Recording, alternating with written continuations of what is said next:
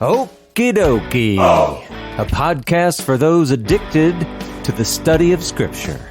Welcome, fellow addicts. This is your safe place to OD. Samuel! Here I am. What are we going to talk about today? Today we are talking about the Gospels. This is Gospels part 114.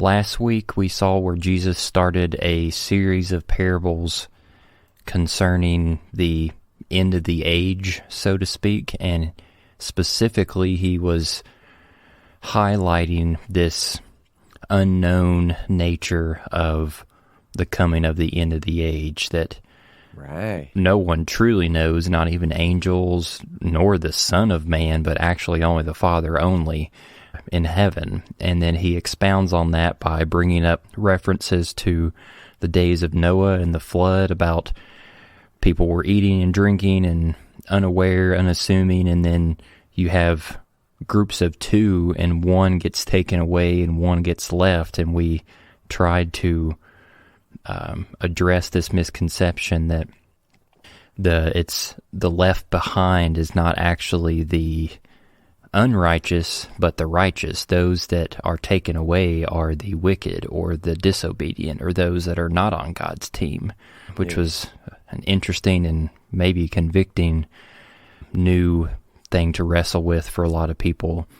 And then we continued with a parable about a master of a house expecting a thief coming in the middle of the night. And Jesus is saying, like, if the master knew when the thief was coming, don't you think that he would be prepared so that he wouldn't be broken into? And he uses that to say, like, how much more, like the coal of a comber, how much more should you be ready, because God is coming at a time that you don't expect, which is really good for him to bring up. And then finally, we ended with him saying that those who are ready when the master comes back, that master is going to give him more responsibility. It's going to, like, good news. Yeah, more responsibility, more gifts, more blessings, and those that were not ready, like, they're going to be taken away. They're going to be put with the hypocrites, the place with the weeping and gnashing of teeth. They're not going to be a part of the festivities of the kingdom and the world to come. Yeah, that was one servant who was supposed to be caring for the others. It was kind of the imagery there, and of course that fits with so much of what we've talked about, how we are part of our Christian walk is caring for one another, etc. The little ones, so much that just, it brings it all back to mind. Well, here's the thing. We talked about this idea. We introduced it as a series of 6 parables, which we're going to end up talking about that number more as we go, but whatever, we'll worry about that when we get there. So we've done a couple of them, and we're ready for parable number 3. So this is in Matthew chapter 25, verses 1 through 13. It's a little bit long. Bear with us while we read, and then we'll talk about it. Then the kingdom of heaven will be like 10 virgins who took their lamps and went to meet the bridegroom. 5 of them were foolish, and 5 were wise. For when the foolish took their lamps, they took no oil with them, but the wise took flasks of oil with their lamps. As the bridegroom was delayed, they all became drowsy and slept. But at midnight there was a cry, "Here is the bridegroom, come out to meet him." Then all those virgins rose and trimmed their lamps, and the foolish said to the wise, "Give us some of your oil, for our lamps are going out." But the wise answered, saying, "Since there will not be enough for us and for you, go rather to the dealers and buy for yourselves." And while they were going to buy, the bridegroom came. And those who were ready went in with him to the marriage feast, and the door was shut. Afterward, the other virgins came also, saying, "Lord, Lord, open to us." But he answered, Truly I say to you, I do not know you. Watch, therefore, for you know neither the day nor the hour. And boy, now we're really getting to the heart of we don't know when this is going to come, right? Now, it tells us that this parable is explicitly about the kingdom. You know, throughout the podcast, we have talked about how, man, so many of them, I don't know that every single one, but so many of them are about the kingdom, even when it doesn't explicitly say it. But this one says it explicitly. It points to the Messianic banquet. But in this parable, we've got 10 virgins. Now, a virgin, it might represent purity, as in they were untouched, and it might represent holiness, that they remain separate. It could also be that it isn't technically intended the way we might think of it today, those sort of ideas. It may only be referring to the fact that they're young women, and that young women, there's sort of the inference that because they're young, but, let's say they are of marriable age, that therefore they are virgins or whatever. Doesn't really matter. We get the idea. Young, unmarried, virgin, girl, you get the picture. Now, 10, Samuel, we talk about this sometimes with numbers. What's a common understanding for the number 10? I know that 10 is the combination of 7 and 3. 7 represents fullness, 3 represents community, so like the fullness of community. Yeah, very good. That's a really good way to talk about it. Sort of by itself alone, not thinking so much of the 7 and the 3, 10 often represents a complete whole. And a way that we might think of that is I don't know, in your life you may have been part of a thing that says, hey, we have this group, and when we have meetings occasionally, we have to make sure we have enough people for it to be an official meeting. And you've probably heard the term quorum. We have a quorum. We have enough people to make this meeting official. Well, 10 is the number of a quorum for an assembly in Israel among Jews, right? So that's another. It's a whole. It represents a complete whole. So there's that. Culturally, these versions, they would likely have been friends of the groom, because remember, they're inviting the groom and the bride back to their new place. They're the welcoming party for the wedding feast, groom's newly prepared house. Who prepared the house, Samuel, culturally? Isn't it the family of the soon-to-be bride? It's the father of the groom. Yeah, it was the father that decided when the house was ready. Remember all that story? Yeah, it fits very well with Jesus. And when is God going to send him back to get his bride? The father knows when the house is ready, right? All that. It's a cool picture. It appears that this was hey, do this for me. Greet us when we come back, and you can join in the feast. It's, that sort of arrangement. Now, all of this info, it's a little bit speculative because we don't know a whole lot about this particular custom.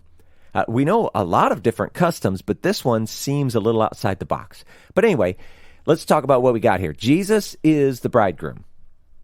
The wedding feast. Okay, this is the Messianic banquet. Now, normally, we would expect that it is, we, or we might say the saints, or the saved, or his faithful ones, or the church, whatever you want to call it, that we would be the bride. However, this is a parable. And so, again, you don't want to push things outside of their box, or whatever. Just go ahead and take it for what it's actually saying. We are represented in the virgins. And again, how many points is a parable normally trying to make, Samuel? I think a singular point, right? Yeah. We want it to make a singular point.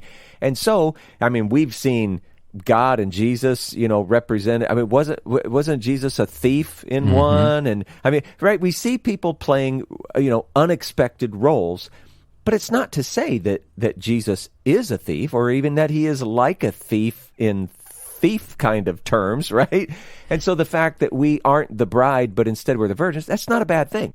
It's just follow the parable. Don't be too stiff. Just let it be what it is. The 5 wise virgins were transformed and allowed God's instructions to mold and change them. They were wise because they understood how to act wisely according to God's instructions, God's ways. They could discern right and wrong. They could discern good and evil according to God's definition and not their own. And so you see them here walking, acting according to those lessons. Now, the 5 foolish virgins, okay, I guess you could say they haven't really been transformed, or at least not much, not enough. Now, just as a side note, there are some that suggest the bride is Israel proper, and that these virgins are the Gentiles. And the only thing I can really say to that is, maybe. I don't know. I mean, it doesn't hold a lot of weight with me, but I just want to throw that out there. Some people look at it differently. But back to what we think makes sense, the lamps that they're carrying, well, they represent the light of the world. And we could say that that is God's will, God's ways. And the oil, and, especially the extra oil, well, that represents the righteous merit of the saints that they have gained through faithful, loyal obedience. So in a sense, the oil represents their own righteousness, if you will. That's what fuels the lamps that are the light of the world. Does that make sense? Mm-hmm. Okay. Now, interesting though. Okay, so here we are. We're trying to divide between the 5 righteous and the 5 not, or the 5 wise, the 5 foolish, whatever. But check this out. All of them fall asleep. Now, do you remember a phrase that we've been emphasizing in the last couple of episodes of the podcast, Samuel? Stay awake. Yeah. This is crazy. So you've got 5 wise and 5 foolish, and they all fall asleep. It's very, very funny. The things that you just don't see, Jesus is really slipping some good stuff in there. So considering the previous themes, the previous parables, I mean, that's kind of disappointing.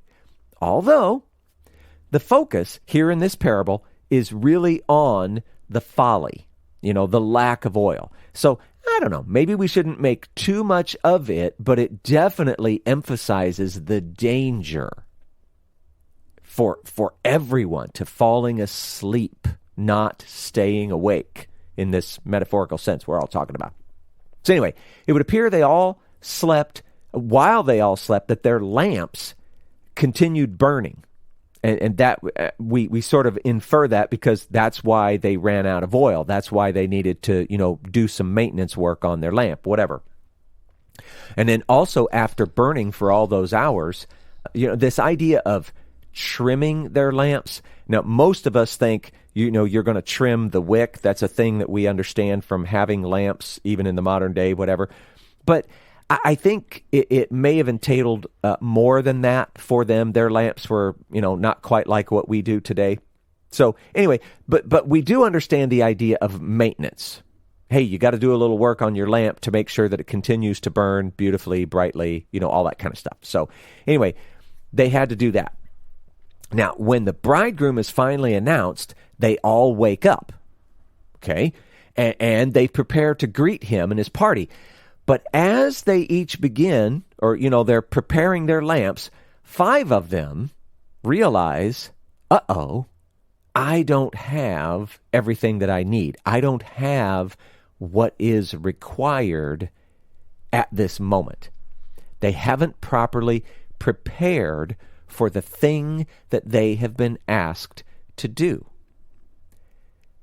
Now, does that remind you, Samuel, of at least the potential in what we recognize in the church all across the world? People who say that they're Christians, people who, they go through some of the motions, but wow, we have been asked to do, pretty amazing things. We've always said it's a high, high calling to be a Christian. They haven't prepared for the thing they've been asked to do. And so in this parable, scrambling, then, they try to get what they need from others who have prepared. And interestingly, I don't know that this is teaching us that this is the best response, but in the parable, they're denied. Now, practically speaking, they probably could have made this work. And it kind of makes the 5 who are actually prepared, the 5 wise ones, I don't know. You might think they kind of seem a little bit stingy or a little bit mean. But again, it's a parable. So, don't push that too far. What we do know from the parable is that, hey, the lesson is that you need to be responsible. You need to be prepared, and you need to do all this for yourself. What they do is they send them off to the dealers, which also, I don't know, that kind of seems like an extreme solution. They're at a building, at a place where people are. You really think that no one at that building has oil on hand for anything? Is it really possible that there's no one even nearby? They have to somehow go, quote unquote, into town to find a dealer, whatever. It seems like an extreme solution, but again, it's just a parable. And in the parable, it actually fits because they need to be gone so that they miss his arrival. So again, don't focus so much on the details and the consequences or whatever thereof. It's understand what the parable is trying to tell us. Now, when the bridegroom finally arrives, the wise virgins are able to greet him and enter the feast. And this, of course, is the outcome that we all want. We want to be the wise virgins. But what that means is we need to be the wise virgins who have prepared plenty of oil. Now, once they're inside, the doors are shut, meaning no one else will be allowed in. Now, this wasn't an entirely uncommon practice. When someone was having, some sort of dinner, some sort of party, whatever it might be, closing the doors at a certain point was actually a kindness for the guests. It was a way of avoiding interruption from late arrivals. It was a way of respecting and honoring the guests who had the respect and honor to show up on time, prepared. So sadly, the remaining 5, they return, the door's already been shut, and so they're not allowed into the feast. And in this case, that's the Messianic banquet. That's what it represents. And these 5 cried, "Lord, Lord." But the bridegroom said he didn't even know them. There's a couple things that we can see in this. Number one, they cry, "Lord, Lord." They believe, like if we bring this forward to like the Christian community, they think, hey, I'm a Christian. I'm saved, whatever. Lord, Lord. But he doesn't let them in. In fact, he says he doesn't even know them, which sounds weird to us, but this was a common phrase back in first century Judaism, especially, but it crossed way more time than that. When a disciple wasn't being a good disciple in the eyes of his teacher, they were placed on the ban. That was the phrase. They were on the ban. And it disavowed any relationship between the teacher and the student for a short period of time, maybe a month or something like that. And so this idea that he didn't even know them, he was disavowing that relationship. They were disciples, at least to some degree, and yet they were shut out. That's crazy, right? How long were these people shut out? Is this for the length of the Messianic era, and then maybe they're into the world to come or something? Or we don't know.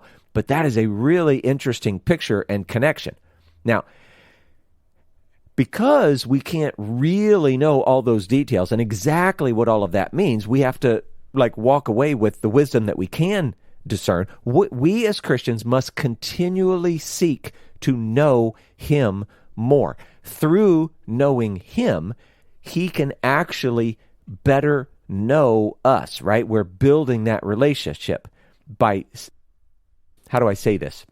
Both of these are accomplished by walking with him.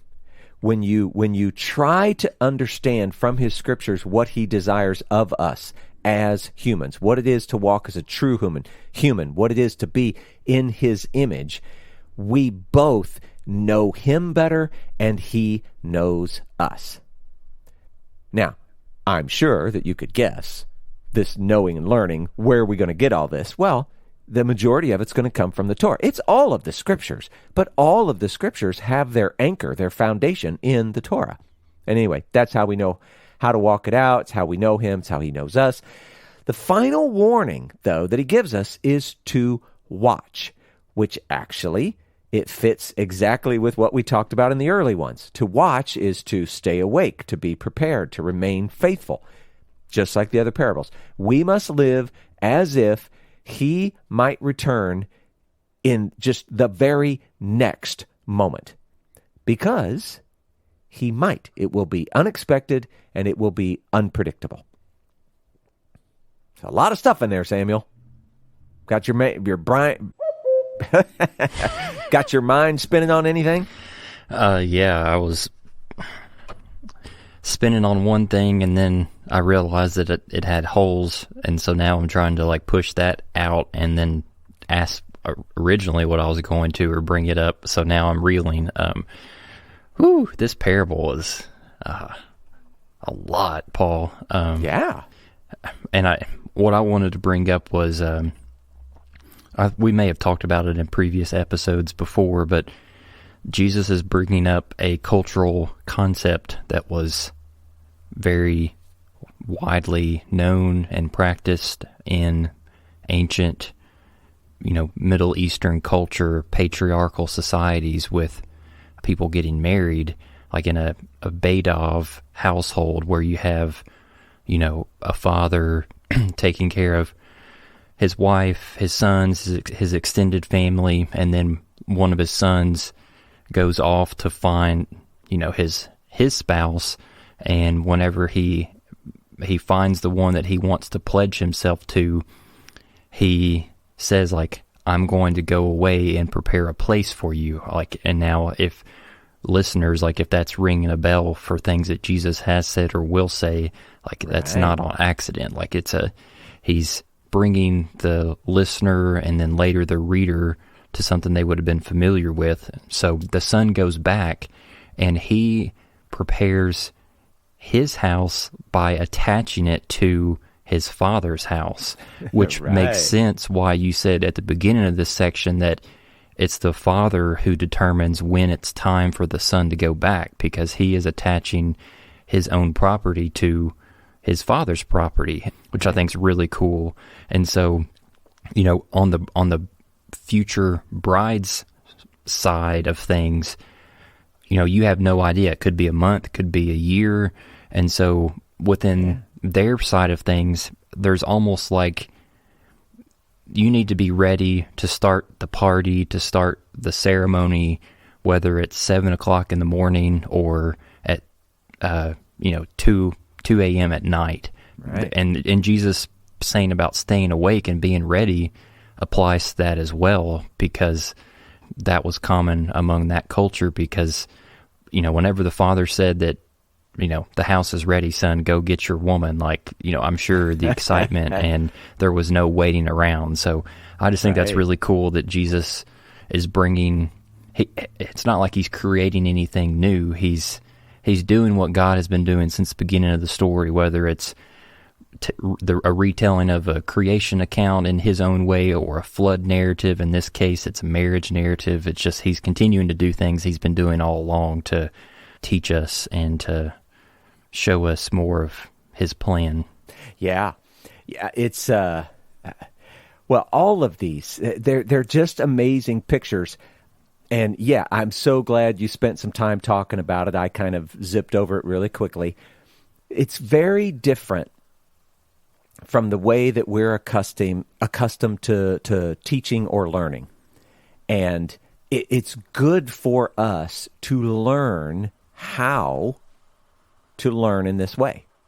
And so this series of parables is good. We've done a bunch of parables before. There's a lot. I'm hoping that, as a whole, in this podcast, our treatment of the parables helps people to relate to them a little better, because I think, as a general rule, we get kind of a thin, a shallow sort of view of what the parables are talking about. We don't really see all that's behind them or in them. And in fact, the funny thing is we often then take them too far. We try to read a lot of things into them that aren't really there, which is, kind of funny, kind of ironic. But yeah, I don't know. It's good stuff, Samuel. I love talking about these. Anything else before we do the next one? Mm-mm. All right, let's do it. The next one, oh boy, it's long. And it's appropriate because it's a journey parable, and apparently it's a long journey. So let's read this thing and then we'll talk. This might take a minute. This is Matthew chapter 25, verses 14 through 30. Wow, that's a lot. But here we go. For it will be like a man going on a journey, who called his servants and entrusted to them his property. To one he gave 5 talents, to another 2, to another 1, to each according to his ability. Then he went away. He who had received the 5 talents went at once and traded with them, and he made 5 talents more. So also he who had the 2 talents made 2 talents more. But he who had received the 1 talent went and dug in the ground and hid his master's money. Now, after a long time, the master of those servants came and settled accounts with them. And he who had received the 5 talents came forward, bringing 5 talents more, saying, Master, you delivered to me 5 talents. Here, I have made 5 talents more. His master said to him, Well done, good and faithful servant. You have been faithful over a little. I will set you over much. Enter into the joy of your master. And he also who had the 2 talents came forward, saying, Master, you delivered to me 2 talents. Here, I have made 2 talents more. His master said to him, Well done, good and faithful servant. You have been faithful over a little. I will set you over much. Enter into the joy of your master. He also, who had received the 1 talent, came forward, saying, Master, I knew you to be a hard man, reaping where you did not sow, and gathering where you scattered no seed. So I was afraid, and I went and hid your talent in the ground. Here, you have what is yours. But his master answered him, You wicked and slothful servant! You knew that I reap where I have not sown, and gather where I scatter no seed? Well, then you ought to have invested my money with the bankers, and at my coming I should have received what was my own with interest. So take the talent from him, and give it to him who has the 10 talents. For to everyone who has will more be given, and he will have an abundance. But from the one who has not, even what he has will be taken away. And cast the worthless servant into the outer darkness. In that place there will be weeping and gnashing of teeth. All right. Again, I know that was really long. And if you were listening, if you've been a part of this podcast for a while, Samuel? Deja vu. Yeah, sounds really familiar, right? Yeah, now, it is different in certain ways, but wow, so many things are similar. And this was back in Luke chapter 19, verses 12 through 27. And it really wasn't that long ago. That was in Gospels number 100. Yeah, that was kind of a pivotal moment for us, right? But yeah, it's a very similar parable.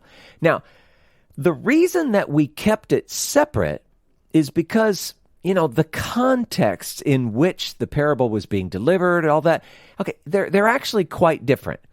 Now, it seems reasonable. In fact, I think that we would say it's likely even that Jesus really did use the same parable at different times. Another way to say that is Jesus told the same parables many times over and over, but he used them at different times, in different contexts, for different reasons, and sometimes they even had kind of a different meaning, if you will. Now, in Luke, the overall theme of this big old parable, it included the idea that Jesus was God's Messiah, sent to them, and that they were rejecting him. In Luke's telling, there was this added bit about the unwanted ruler. They sent off, this little delegation. Hey, we don't want him to be our king or whatever.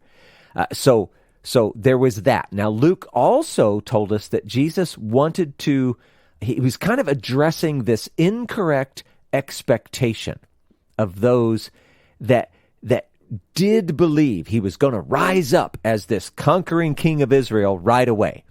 So, as you can see, in Luke, there was kind of a different context, kind of a different emphasis, let's say. Now, there was also some similarities, though. Similar to the theme that we see here at this point, back in Luke, there was also this idea of the delay of the kingdom. And so we see that also. It was after a long time, he returned, right? So finally, in Luke, we are to understand that, part of what Jesus was talking about is for the Messiah, the suffering had to happen first. So it was that idea of two Messiahs. There was this tradition that had developed that, there's going to be two Messiahs. One of them is Messiah, son of Joseph. It was a suffering Messiah. And then there was a Messiah, son of David, the conquering king Messiah. And as it turns out, in a way, they were kind of right, but in another way, they were wrong because it's the same person. It's just that he comes first as a suffering Messiah and then returns as a conquering Messiah. So anyway, there's that. Now here, the parable, it's kind of sticking with the themes that have already been established in our previous discussions and the preceding parables. There's this idea of a delay. There's this idea that his return is unexpected and unpredictable. There's this idea that we are all to stay awake, that we're to be prepared. And there's the idea that we have to remain faithful, that we have to actually do the work, do our part, if you will. Now, for all of the detail, there's actually a lot of detail that we could apply to this specific parable here at this point. But a lot of that, it's just going to be repeat.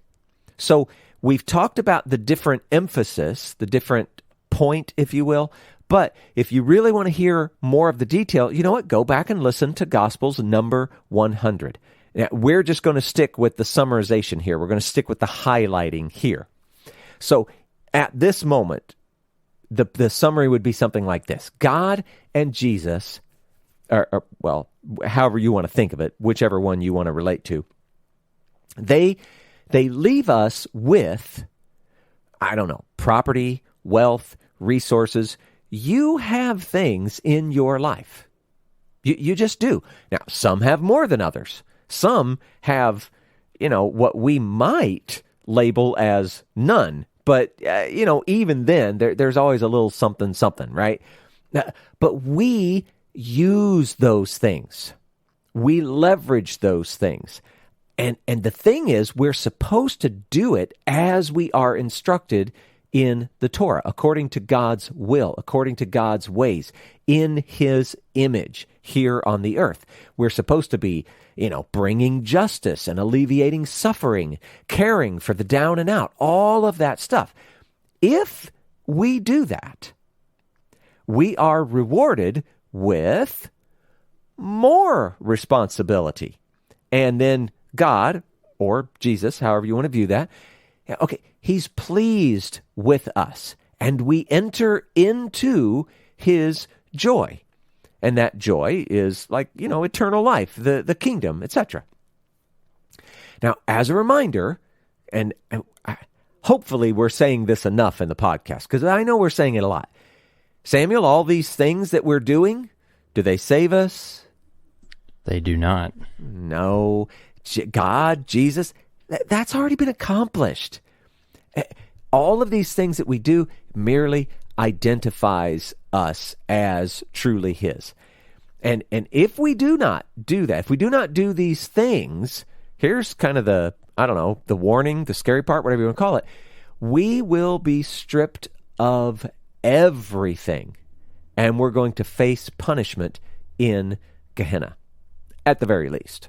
So there's that. Now, again, all the details, there's a lot. If you joined us late or you don't remember or whatever, you're probably going, yeah, but what about this? What about that? I believe that it's all covered back in Gospels number 100. So even if you've listened to it before, but especially if you haven't, you need to go back and listen. There's really good stuff in there. Fantastic parable. But we're going to try to stick with the theme. So, Samuel, don't ask me something that is going to be answered in Gospel 100, but... What do you got? No, I just was going to maybe give people, if somehow they're listening to this episode now and have not listened to Gospels 100, give them a little taste and preview, because all right. I come back to this parable and I still struggle with it at times, because I'm like, why is this one servant calling the master, severe, hard, that he's reaping what he does not sow, he's gathering where he didn't scatter. And like in this parable, I'm supposed to be seeing the master as like God, and I'm like, why is God being compared to this unjust master? But then in Gospels 100, we talk about that is just this servant's interpretation of who he thinks his master is. Like it's not who the true master is. This guy has a limited concept or understanding of what the master is trying to do to execute justice, true justice. And in some ways, I think that this parable, both here and in the Luke version, is a showcase of what the fear of the Lord is. And at least in Judaism's perspective, this parable shows that the fear of the Lord is that the ruling authority, God, will reward righteousness or obedience, faithfulness, loyalty, whatever, and he will punish disobedience, unrighteousness, like pursuing your own will, whatever. Yeah. And it's that basic concept that propels the Jewish person to a life of loyalty and holiness, and even the scriptures say it themselves. Like the fear of the Lord is the beginning of wisdom. It's the gateway for us to truly become wise within our life. So I just wanted to bring those two tenets up. Yeah. Oh, it's so good. Yeah, and just to bring it into modern English, this poor last servant, he views the master's will as burdensome, when the truth is the master's will is where you find true liberty and freedom. But he doesn't see it. He's got the wrong perspective. So, and that's often what we see in the church. They look at the Old Testament laws, all these things. Again, it's not a covenant obligation for us unless you're actually Jewish, but there's so much to be gained from it, and it is our true liberty, and we just often don't see it. And even if you apply it to a parental side of things, no one can say that true, right, correct parentage is rewarding children who are pursuing and doing the right things, like wanting to adhere to the instruction that the parents are trying to have them follow for their benefit. And then on the flip side of that, a good parent is also willing to discipline children when they're not. Like that's a basic concept that I feel like any person who has even a remote sense of logic would agree with, and like somehow we don't want to apply that to the God of the universe as well. Right. Yeah, you're exactly right, and that's a great image. I'm slightly more skeptical that everyone in the world recognizes that as a basic truth anymore. But yeah, they're blind to it. They're the world is a little crazy right now. Yeah. But wouldn't everybody of all ages be saying the same thing? You know. Mm-hmm. So yeah, it's true. Yeah, man, all good points. All good points. Well, let's see if we can do any more damage. What do we got next? This is Matthew chapter 25, verses 31 to 33. Oh, I'm having fear that we're going to do another cliffhanger, but that's all right. Let's keep going. It says this: when the Son of Man comes in his glory, and all the angels with him, then he will sit on his glorious throne. Before him will be gathered all the nations, and he will separate people one from another as a shepherd separates the sheep from the goats.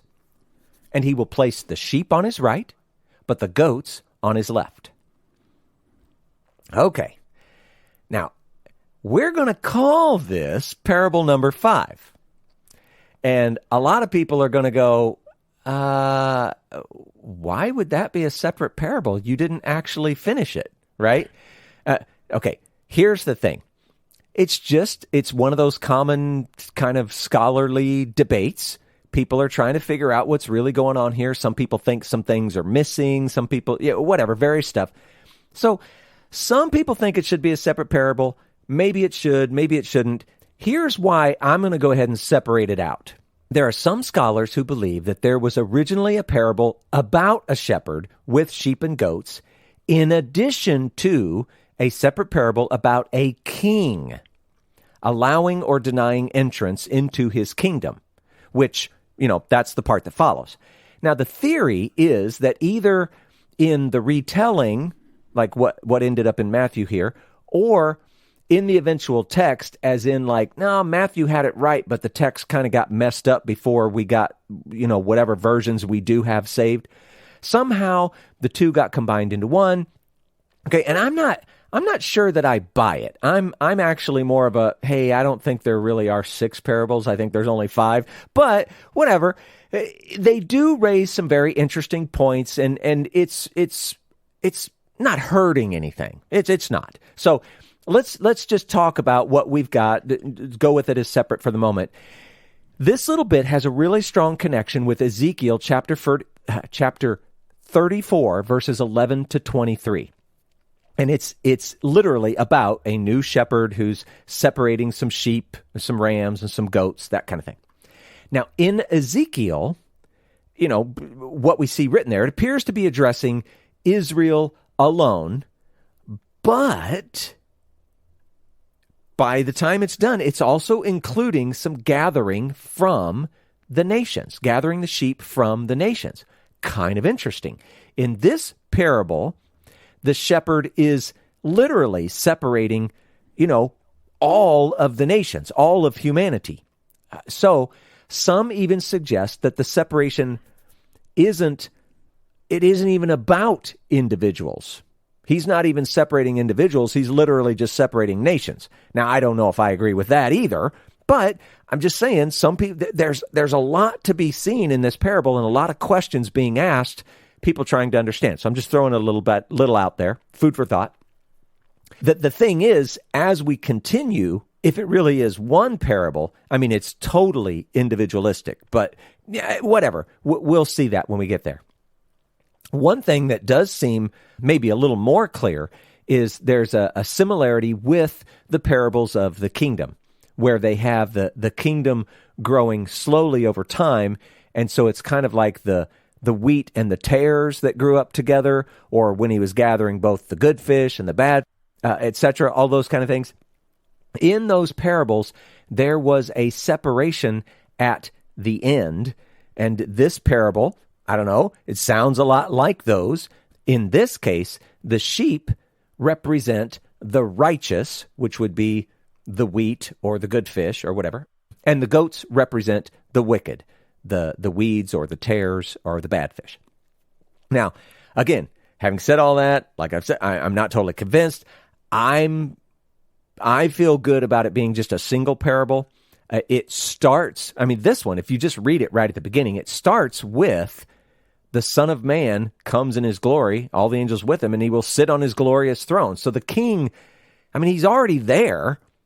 It's just like he's using some symbolic language about a shepherd to paint the picture of what the king is doing. It's not like it's a separate parable. He's just painting a picture.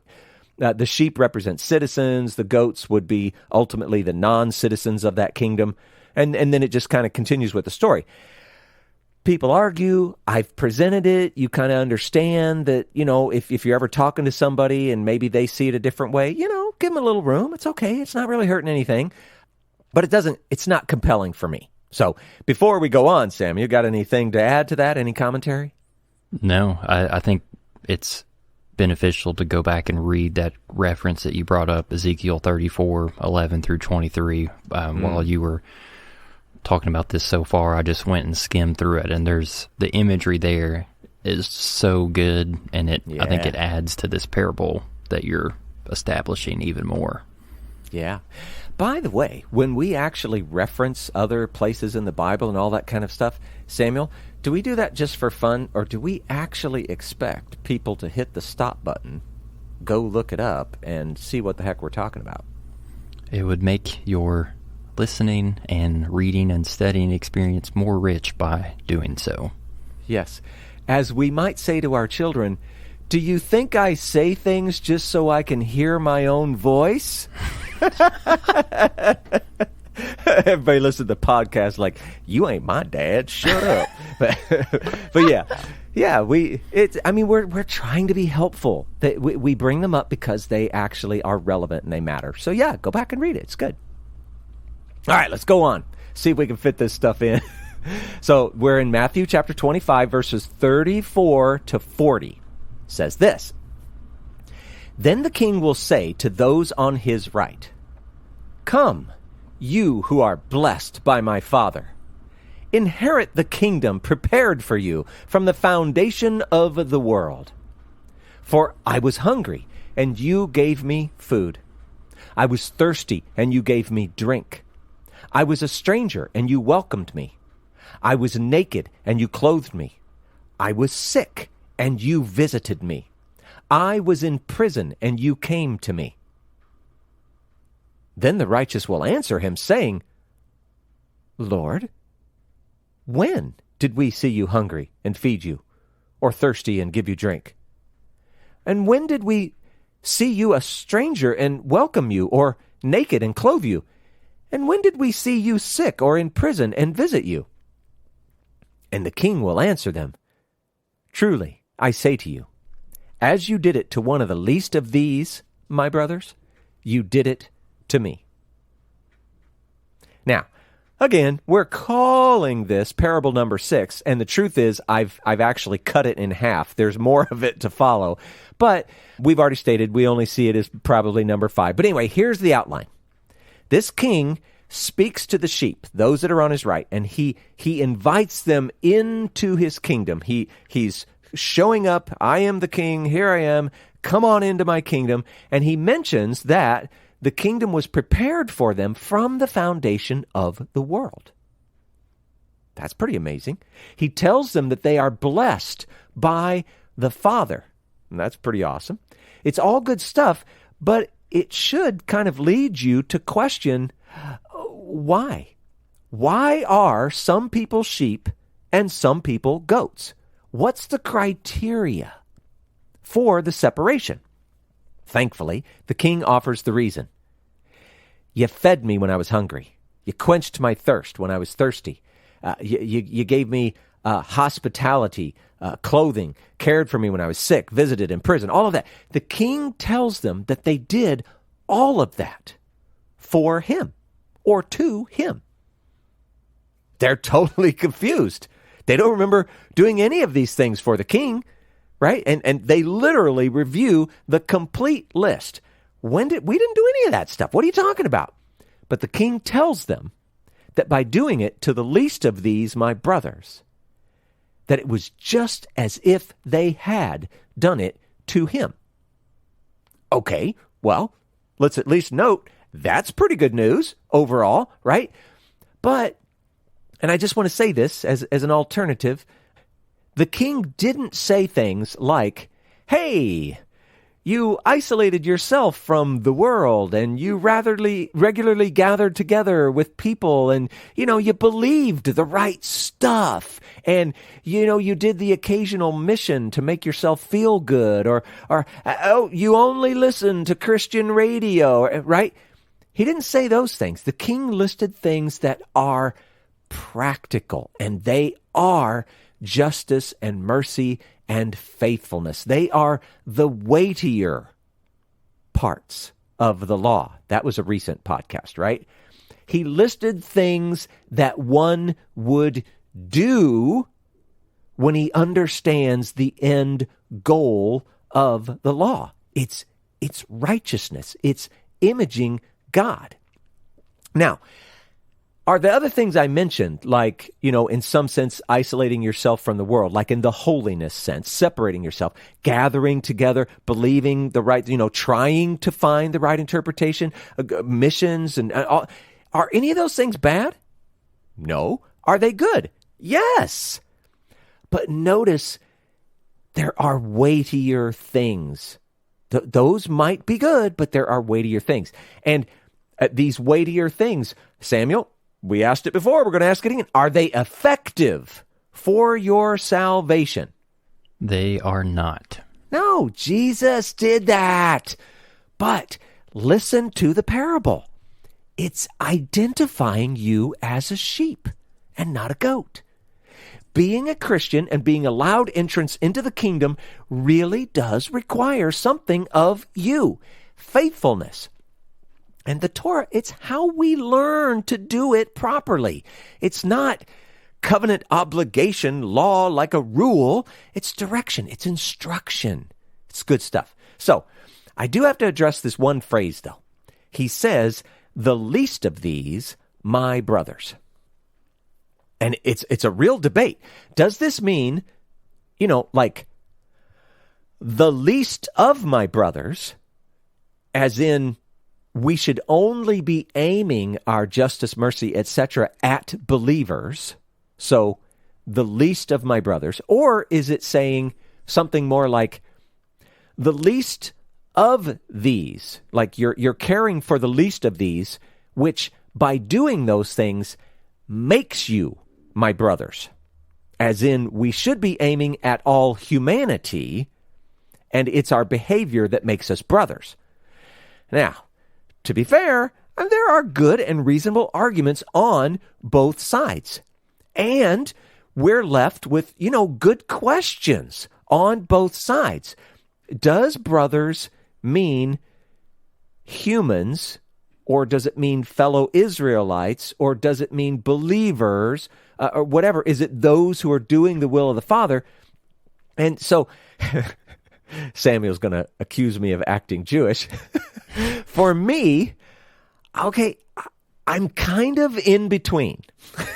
And here's what I mean. I promise I'm not just trying to hedge, okay?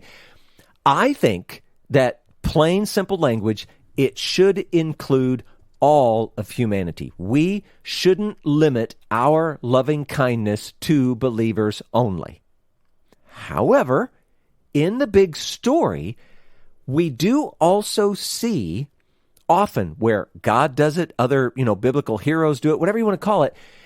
There's a lot of preference that we see in the text, a lot of preferring one over another. So let's say it this way. If I was I'm going to make up a situation that it required me making a choice. and I'm going to try to make this silly so you know where I'm not talking about anything particular. Let's say that I've got 1 can of beans, but I got 2 hungry families. One of those families, okay, we would think of them as believers. That's our interpretation. And one family that is not. And let's just say I can't split up the can of beans. I'm going to give it to one family and not another, okay? Well, in that situation, I am going to prefer the believers over the non-believers. And now, okay, yeah, leave room. Is it possible that God, through his Holy Spirit, might speak to me to do something different? Well, sure. And what am I going to do? Well, I'm going to obey that if I really think I'm hearing from God. But if I'm left to make my own decision, okay, I'm going to prefer the believers. Now, we've talked about this before. There's this idea of these little ones, and they are those who are believers, but they have either not by choice or by choice, they've made themselves somewhat needy among the brethren because they have so given to others, and they have taken the place of a servant. They've taken the place of like how you would think of a child in the family, whatever. We need to be vigilant over their care as well. So all of these things play into it. So I don't read it as, hey, you helped those who are believers, therefore that was like helping me.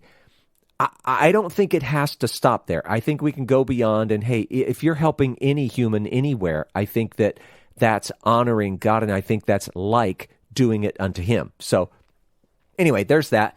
And just to add to this, Samuel, there's a legend. You may know it already because I know you like to read a lot of the older Jewish stuff, whatever. But it's a legend about King Solomon. And it says that there was this, I don't know, quote unquote, bad angel that took Solomon's place. And Solomon was left to wander as a beggar. Remember, he was like, I mean, we always talk about David as being, like the ultimate king of Jerusalem, but Solomon was definitely the one with the richest kingdom, if you want to say it that way. So Solomon's left to wander as a beggar. And he would go around trying to tell his story to people. No, I'm actually Solomon. This is what this angel did to me. People thought he was crazy. And in the end, things gets turned around. He's returned to his throne. And here's the kicker. He was able to reward those who were good to him when he was at his most vulnerable. He was a beggar. And there were some people who actually, even though they thought he was crazy, they took care of him. Mercy, justice, right? You see it in that story. But as he was returned to king, he was able to reward those who were good to him and to punish those who weren't. And so there are some, you can take it or leave it, whatever. Some suggest that this is kind of the basis or the backstory for Jesus's parable here. To which we say, maybe. We don't know, but it is kind of a neat story, and it does, it's relevant here in this spot. So anyway, I'll stop talking there. Samuel, what do you got? I actually have not heard that legend before, so that's super cool. Good one. I actually have a couple other legends to add to that one before Bring we them leave. On. Do it. Well, I'll only back up just a second. I don't think Paul is trying to argue that we should be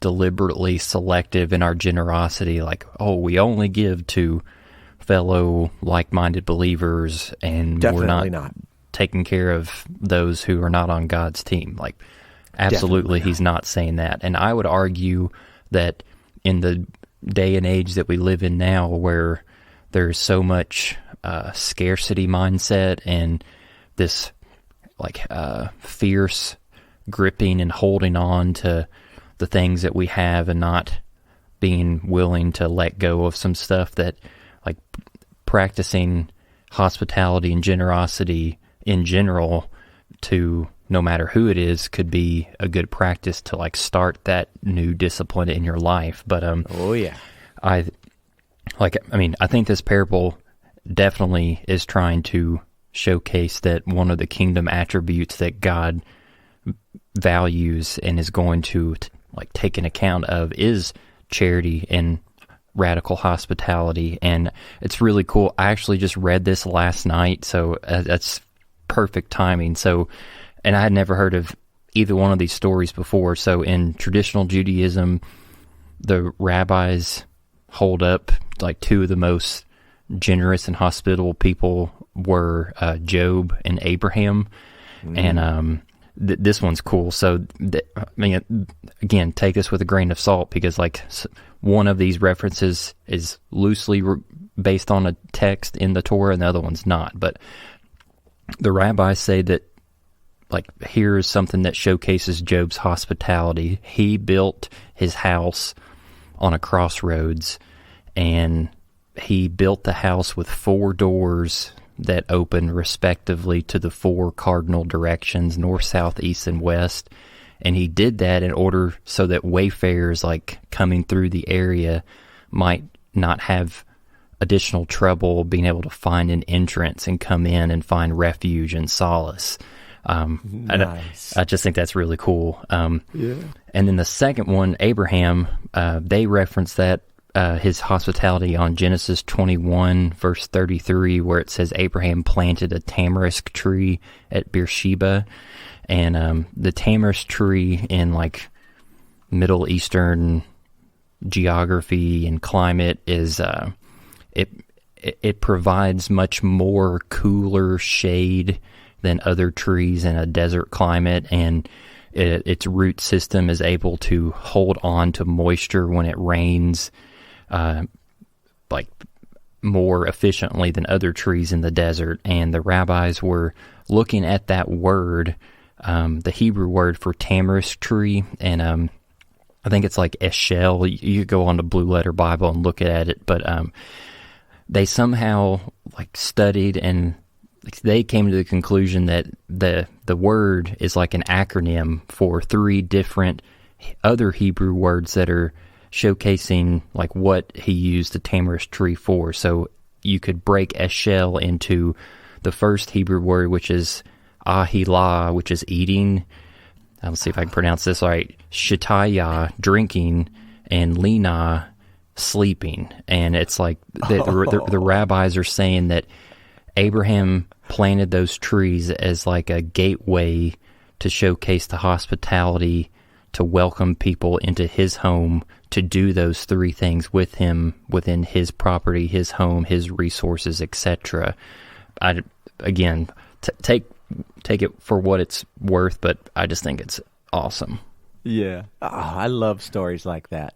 They're not intended for us to take every little bit literally, but they are to help us see and understand things. I love stories like that. And I have to say this. On one hand, good job, Abraham. And see if you catch this one, Samuel. Good job, Job. Yeah. So, you know what? Those are... Samuel, do you have anything else? No. Okay. We're going to do it. We're going to literally do a cliffhanger right in the middle of this parable. We're going to come back and see what happens to the people who didn't feed him when he was hungry, etc. So, classic. We got that. Yeah. What are you going to do? Time is what it is. So, Samuel, we're done. Okie dokie. Thanks for listening to the Okie Dokie Most podcast. Don't forget to subscribe so you never miss an episode. And be sure to leave us a rating and review to let us know how this content is impacting your life. You can find out more information about the podcast at www.okidokimos.com. And if you'd like to get a hold of us, please send us an email at okidokimos@gmail.com. Until next time, we pray that you will do your best to present yourself to God as one approved, a worker who has no need to be ashamed, rightly handling the word of truth. We'll talk to you again soon.